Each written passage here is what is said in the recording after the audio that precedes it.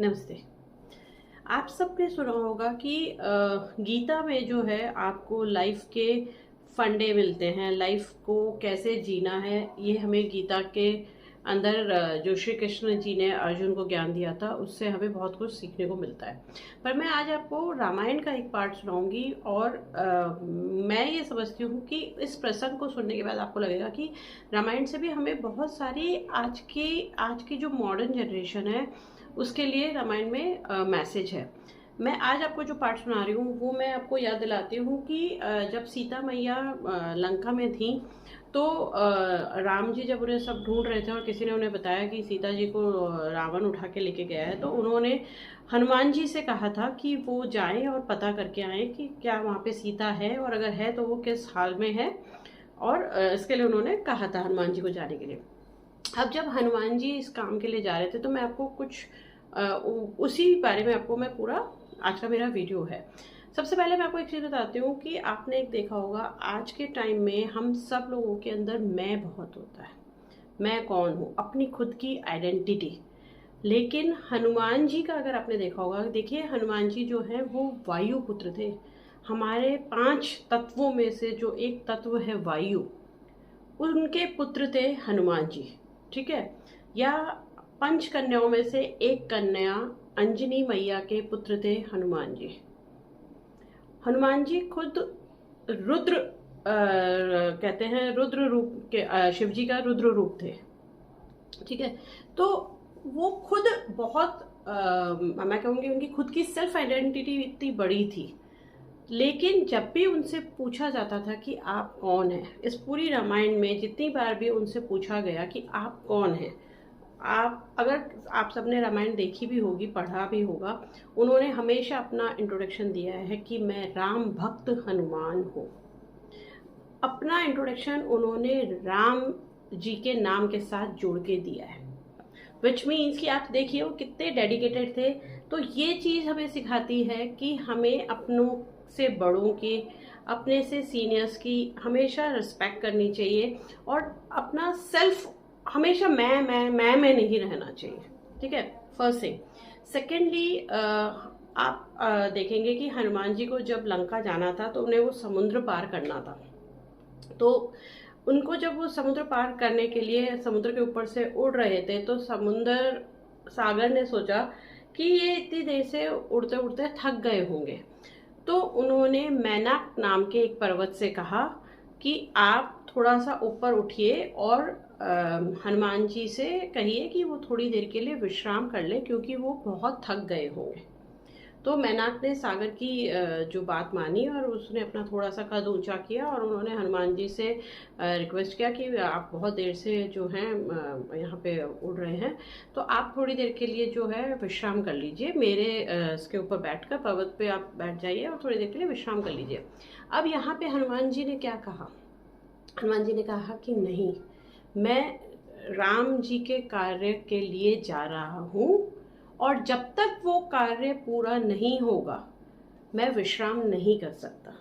अब देखिए ये चीज़ हमें क्या सिखाती है? ये चीज़ हमें सिखाती है कि हम अपनी लाइफ में गोल्स बना लेते हैं, हम अपनी ज़िंदगी में बहुत कुछ पाना चाहते हैं, लेकिन जब बात मेहनत की आती है तो हम थोड़ी देर मेहनत करते हैं, लेकिन जब रिजल्ट्स हमें अपने अकॉर्डिंगली नहीं मिलते, जब हमें बहुत टाइम से हम मेहनत करते जाते हैं तो हम थक जाते हैं और थक कर फिर हम क्या करते हैं, हम रुक जाते हैं।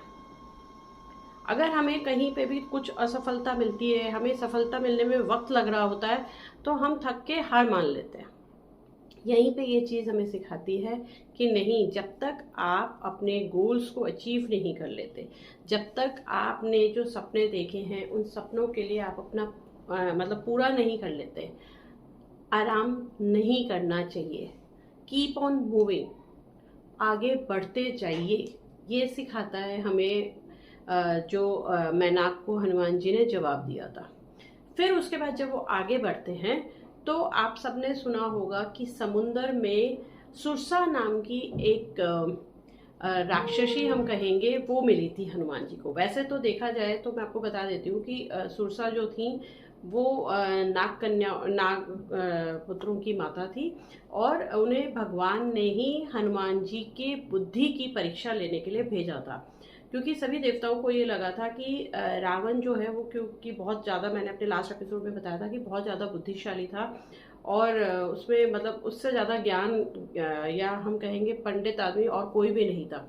तो जब आप लंका जा रहे हैं, आपका हो सकता है रावण से सामना हो, तो वहाँ जाने वाले व्यक्ति का या वहाँ जो रावण का सामना करेगा वो बुद्धिमानी होना जरूरी है। तो सभी देवताओं ने सोचा कि हमें इनकी बुद्धि की परीक्षा लेनी चाहिए। अब आप देखिए कि जब ये सुरसा नाम की जो राक्षसनी मिली थी हनुमान जी को, इनके अंदर जो इनकी कहेंगे इनकी क्या बात थी कि ये आप चाहें उतना, जितना चाहें उतना फैल सकते थे। तो इन्होंने हनुमान जी को खाने के लिए अपना मुंह चौड़ा करना शुरू किया। जैसे जैसे इन्होंने मुंह फैलाना शुरू किया, हनुमान जी ने भी अपना कद बढ़ाना शुरू कर दिया था। तो हनुमान जी भी अपना कद बढ़ाते गए और ये भी अपना मुंह उतना ही खोलते गई। जब एक लिमिट तक उनका मुंह खुल गया तो हनुमान जी ने अपना कद बिल्कुल छोटा कर लिया और इनके मुंह के अंदर जाके वापस लौट आए।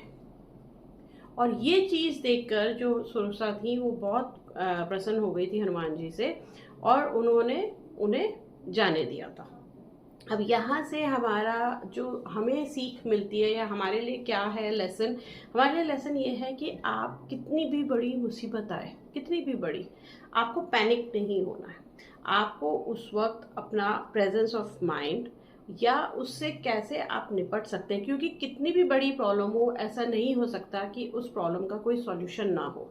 और अगर उस प्रॉब्लम का कोई सॉल्यूशन नहीं है तो फिर उसके बारे में तो सोचना या उसके लिए पैनिक होना तो वेस्ट है।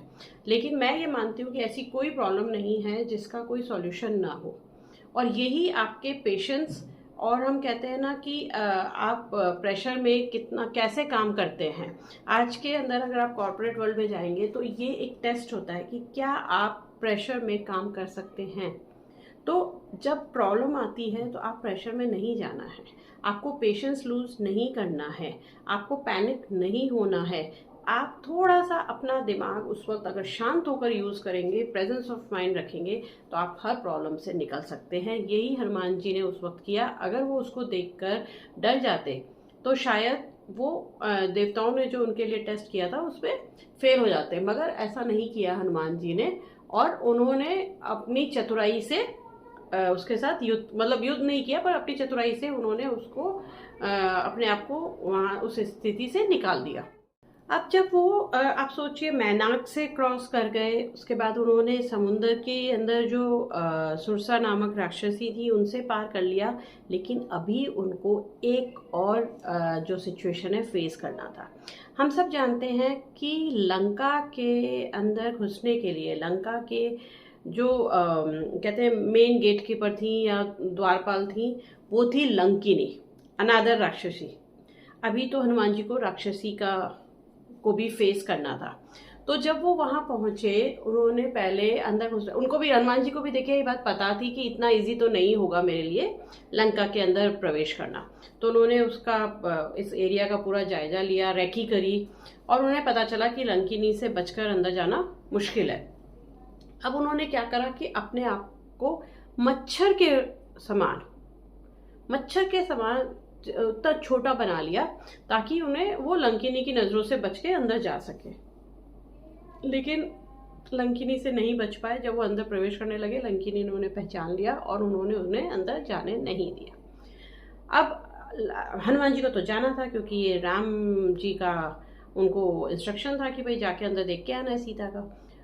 मैं आपको बताती हूँ कि ये जो, अब मैं आपको बता रही हूँ कि हनुमान जी ने क्या किया। ये जो किया ये होना था, ये तय था कि ये होगा। इसीलिए कहा गया है कि जब जब जो जो होना है तब तब सो होगा, इसीलिए कहा गया है। तो बहुत ज़्यादा लाइफ में ना वरी नहीं करना चाहिए। मैं आपको फिर एक बार रिमाइंड कराऊंगी। कई बार बहुत सारी सिचुएशंस में, बहुत सारी प्रॉब्लम्स में, बहुत सारे डिफरेंट फेज ऑफ लाइफ में हम लोग ना ओवर थिंकिंग करते हैं, हम लोग बहुत ज़्यादा वरी करने लग जाते हैं। वरी नहीं करना चाहिए, क्योंकि जो होना है वो होगा।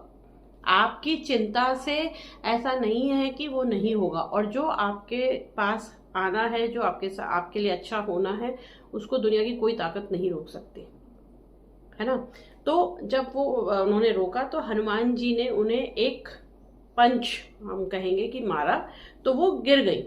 और वो गिर गई और खून वून निकलने लगा था। तब उन्हें एक बात याद आई। मैं आपको यहाँ पे बता देती हूँ कि लंकिनी जो थी वो ब्रह्मालोक, जहाँ ब्रह्मा जी रहते हैं, ब्रह्मलोक की एक बहुत ही सुंदर हम कहेंगे कि वहाँ की अप्सरा रही होंगी या परी रही होगी, या वहाँ पे रहती थी और बहुत ही सुंदर थी, पर उन्हें अपनी सुंदरता पे बहुत ज़्यादा नाज था।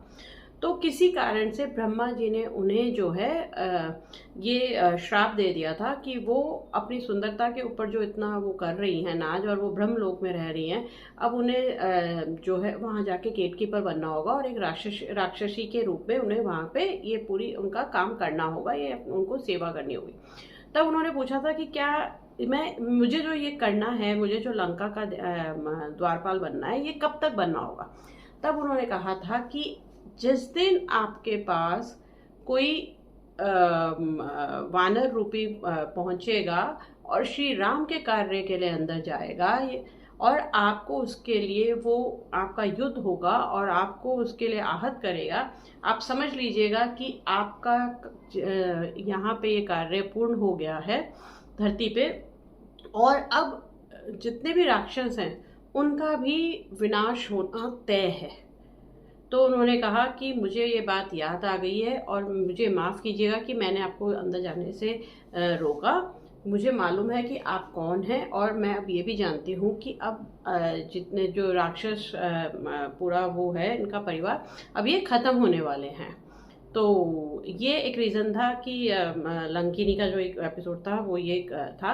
अब यहाँ से मुझे ये मिलता है कि देखिए, कहीं पे भी हनुमान जी को ये चीज़ पता नहीं थी कि क्यों हो रहा है, और लंकिनी ने भी अपने वहाँ से धरती लोक से वापस जाने के लिए एक बहुत लंबा टाइम वेट किया था, लेकिन फाइनली क्योंकि उनको मोक्ष मिलना था, उनको मिला, और वो उन्होंने अपना, जब तक वो यहाँ पे रही, उन्होंने अपना कार्य पूरा अपनी सिद्धता के साथ, अपनी कहते हैं ना विथ फुल लॉयल्टी के साथ अपना काम किया। तो इसी तरीके से हमें भी अपना, कई बार हम ये सोच लेते हैं कि ये कार्य छोटा है, ये बड़ा है, मेरे को ऐसा क्यों दिया, मेरे साथ ऐसा क्यों हुआ। कोई बात नहीं, आपके साथ हुआ तो अगर आज आपको ऐसा लग रहा है कि मेरे साथ गलत है तो कोई बात नहीं, वो there is some reason behind it. भगवान ने कुछ ना कुछ आपके लिए अच्छा सोचा हुआ जरूर होगा, और वो उस वक्त लगेगा। बिना वक्त के कोई चीज़ कभी भी नहीं मिलती है। तो ये यहाँ पे उन्होंने फिर हनुमान जी अपना अंदर चले जाते हैं।